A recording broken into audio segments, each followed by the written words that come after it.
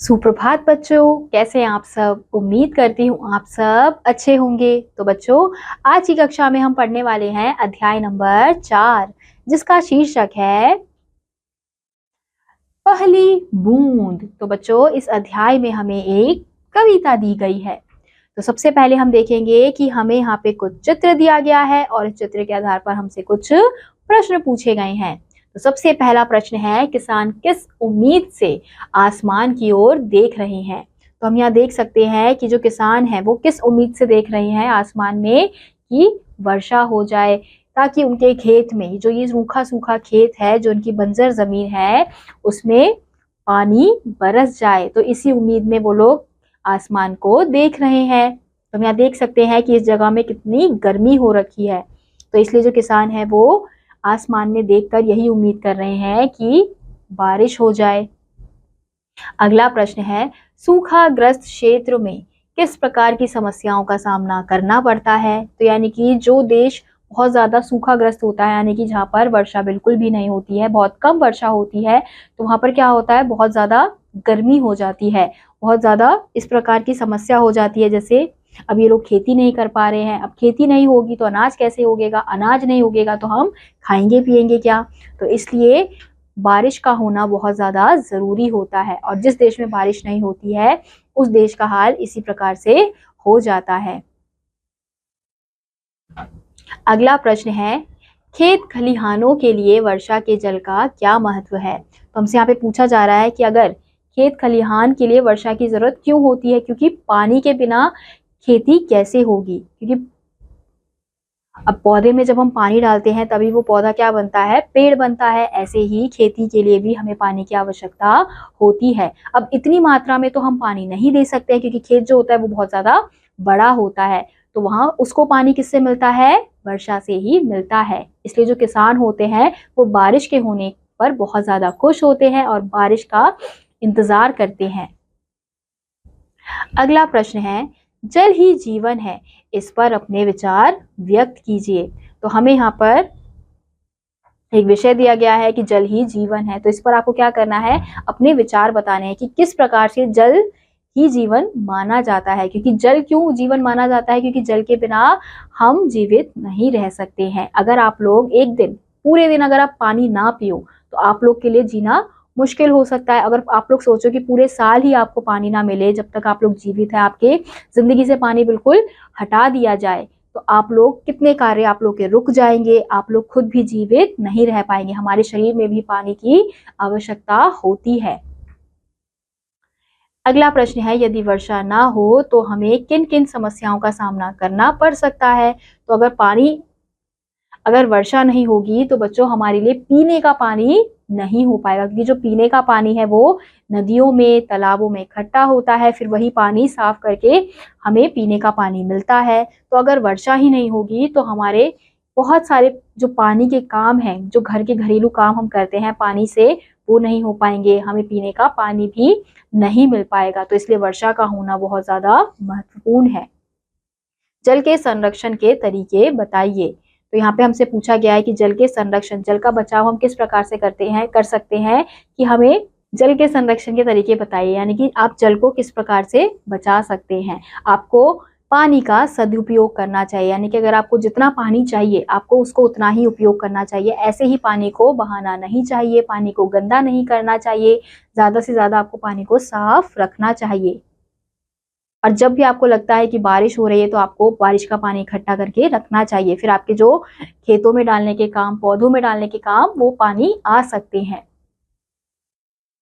तो इसी के साथ अब हम अपने अध्याय की ओर बढ़ते हैं। इस कविता में वर्षा के सौंदर्य का वर्णन किया गया है। जब आकाश में बूंदें गिरती हैं तो सूखी धरती को नया जीवन प्राप्त होता है तथा सब ओर हरियाली छा जाती है। तो बच्चों, इस कविता के माध्यम से क्या बताने का प्रयास किया गया है कि वर्षा का सौंदर्य रूप क्या होता है। क्योंकि जब बारिश आती है तो चारों तरफ क्या छा जाती है, हरियाली छा जाती है। तो चलिए कविता को शुरू करते हैं।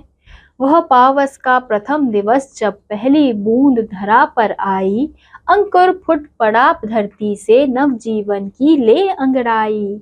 तो इन पंक्तियों में क्या कहा जा रहा है कि वह पावस यानी कि जो वर्षा ऋतु का जो पहला दिन है, पर प्रथम दिवस जब पहली बूंद धरा पर आई, उस समय जो पहली बूंद धरती पर गिरी तो उसने क्या किया, अंकुर फूट पड़ा धरती पर, यानी कि जो धरती पर अंकुर फूट रहे थे, अंकुर लगाए गए थे, यानी कि जो पौधे लगाए गए थे, पहली बूंद पड़ने से ही वो जो अंकुर हैं वो फूट रहे हैं और नव जीवन की ले अंगड़ाई, तो वो नया जीवन लेकर आए हैं।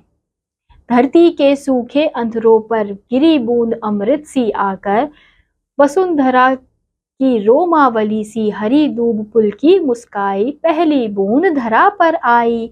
तो यहाँ पे क्या कहा जा रहा है कि धरती के सूखे अंधरों पर, यानी कि जो धरती सूख गई थी गर्मी से, अब उस पर क्या हो गई है, अमृत की बरसात हो रही है। यानी कि जो सूखी धरती होती है, अगर उस पर बारिश की एक बूंद भी गिर जाती है तो वो किसके समान हो जाती है, अमृत के समान हो जाती है।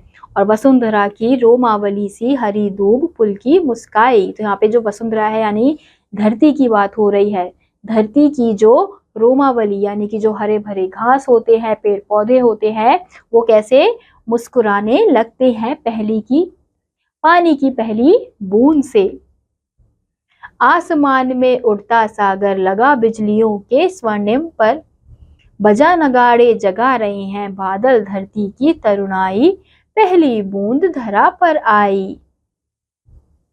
अब यहाँ पर क्या कहा जा रहा है कि आसमान में उड़ता सागर, ऐसा लगता है जब बारिश होती है तो जैसे आसमान में सागर जो है वो उड़ रहा है, और लगा बिजलियों के स्वर्णिम पर, यानी कि जो बिजली होती है वो कैसा प्रतीत हो रही है, सोने के समान प्रतीत हो रही है, जो आसमान में बिजली चमक रही है।